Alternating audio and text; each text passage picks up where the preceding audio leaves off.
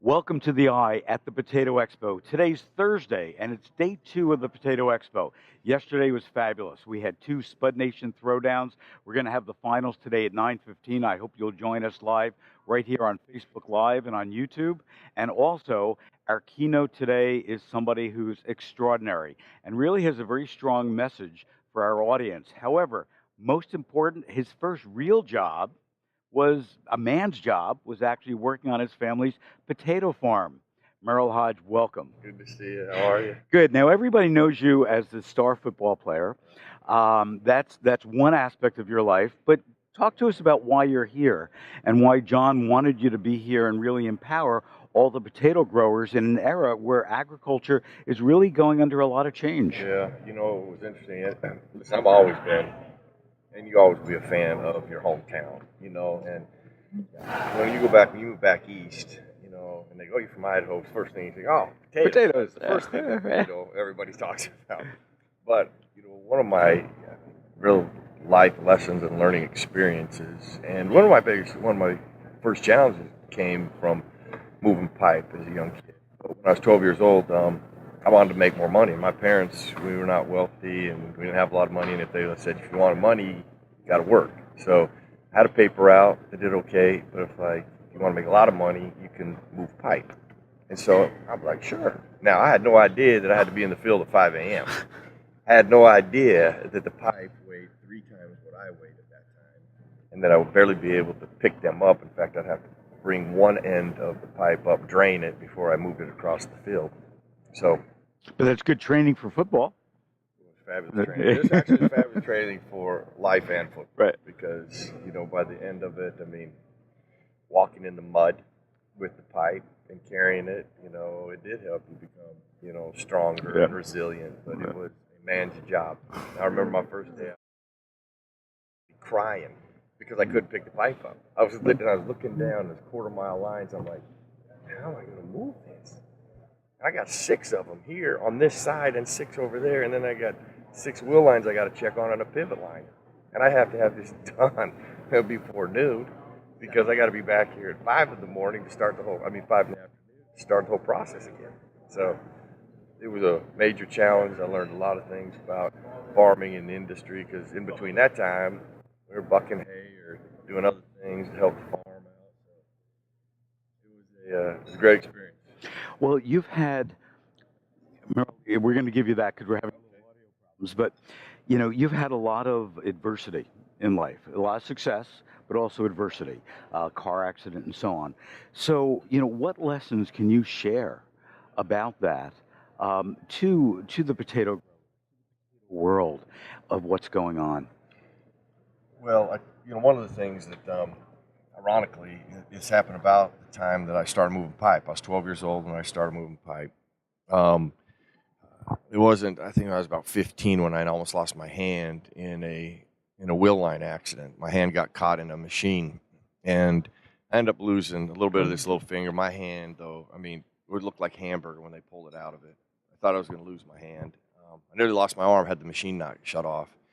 But there was what I call a moment of truth in my life where at age 15, I really crystallized what I wanted to do with my life. That I knew that, at that time, I'd been playing all sports. I loved football, and that was really one of my goals. But that became a fine focus of what I wanted to do because I knew that you only have, talk to my kids about these windows in life, and life goes forward. It never backs up. You don't have a chance to hit reverse and back it up and do it again. So that's when I almost lost my hand. I was in the hospital. I remember waking up and looking out, and I'm seeing stars. So I'm thinking first I think I'm dead. Then I look at my hand, and it's like this ball, and I think I've lost my hand, and I freak out. Well, the doctor came in, and they calmed me down. They're like, listen, it's just wrapped like that, but, we're concerned about a few fingers, but your hand's okay, and it'll be okay, and blah, blah, blah. Well, the message I'm going to share here is find a way. Those words really came about at age 12, and I'll share that tonight. But those things have helped me live a dream and fight to live. But they were supposed to help me just live a dream because they were supposed to help me play in the National Football League. That's where they came from. That's what that stimulated. The word that I'll use a lot maybe here and a lot this afternoon is inspired action. and what it did for me, and what in turns I hope anybody I speak to, but especially today, is that the message I leave with them, they understand you have the two greatest gifts, two greatest tools that mankind has ever known. We all have them, mentally and spiritually.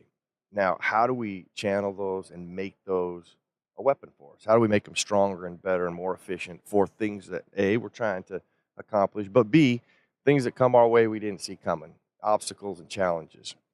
And it's first about a mindset that you take to whatever it is. The first thing that works in anything that we do as a football player in the huddle, what's the first thing that works? It's your mind. As soon as a play is called, your mind goes into action. What is my job? And I'll tell you this from a player's perspective. There can be times a play's called and I'm like, this ain't going to work. So, and I'm going to tell you this, it's amazing when I said that and I walked to the line of scrimmage, the attitude that I had versus, I love this play.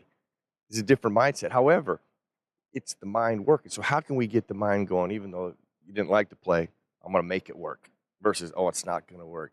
So at the end, what I really try to, and these things I believe in because I've lived them.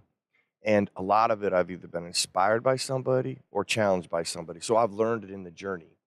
You know, those words have sent me on a journey, but I've learned things from Walter Payton and Aristotle, Chuck Noll. And without those lessons, I wouldn't be where I am today. And so what I'm getting to is at the end, what I'm hoping everybody realizes is just their own strengths and gifts. And how do I make those stronger and better? You know, how do I use my mind to really be a better grower, be a better producer? You know, ignore the obstacles, understand they're there, but how do we work through them? How do we work around them or work through them, whatever is going to require that? So that's the ultimate objective. It's not at the end of the day about me. It's about what I learned and realized that they can do the exact same things. You know, one of the great stories I'll talk about is Walter Payton. I won't bore you with the long story here, but Walter Payton probably inspired me with something he said more than anybody has ever done indirectly. Later on, when my rookie year, I got to meet Walter Payton, and the kind of man he is, or I'd built him up to be, he was even more impressive in person because I'd built Walter Payton up to be, 10 feet tall. My second preseason game that I play, we're playing the Chicago Bears. So my goal was to walk over there and thank him for all the things he did for me indirectly. Well, they beat us 50-0. So that's not a real good setting. It's not a good setting to get to our locker room, but he's the all-time leading rusher, too, at this time. And it's a preseason game. He only played like 2 plays. In fact, he carried the ball 1 time and fumbled, right? As soon as he fumbles, he leaves, and he didn't want to play again. At the end of the game, I'd watch for him. He was over by Matt Suey the whole time. But when the game's over, you've seen the chaos that goes on. Everybody goes their different ways. And I lost him. And I even flew my dad in to video this because I said, I don't care about me, but at the end of the game, get the camera on me because then I'll bring you to Walter Payton, and I want to have this visual of me meeting him. And he was gone.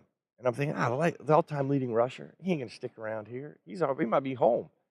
But I'm like, I'm going to the locker room because I'm going to meet Walter Payton.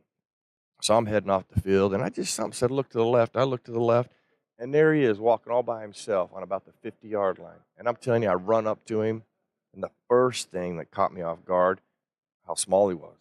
He's 5'10", 205 pounds, so he's like this tall to me. And I sat back a little bit, but I introduced myself. I reached out, shook his hand, told him about the dirt hill that I'd been inspired by, the video that I'd watched and what he had said, this whole litany of things. And then I had really not wrapped up it in a bow to end it nice, and I panicked a little bit. And I was like, hey, could I get an autograph? He's like, listen.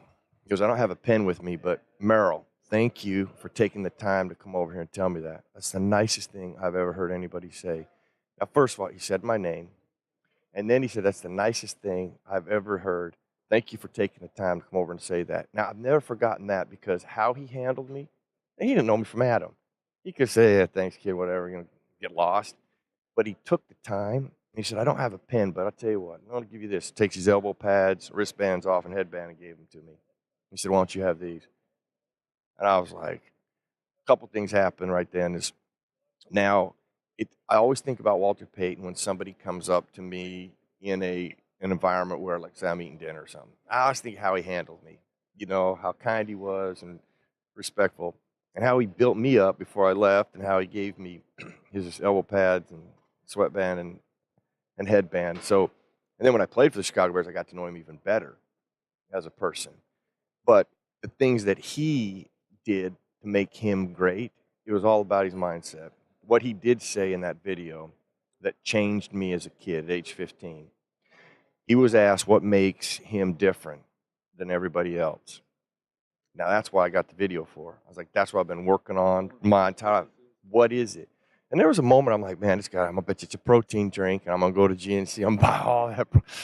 I'm like, but, wonder if he says, like, well, I have a genetic gift nobody else has. I go, I will be crushed because. And he actually said something as profound as I've ever heard a human being, and it's powerful. He said, I want it more than they do every day of the week. And then he said, on Monday, Tuesday, Wednesday, Thursday, Friday, and Saturday in the off season, 6 in the morning when nobody wants to run that dirt hill with me that I had read about, I want it more than they do.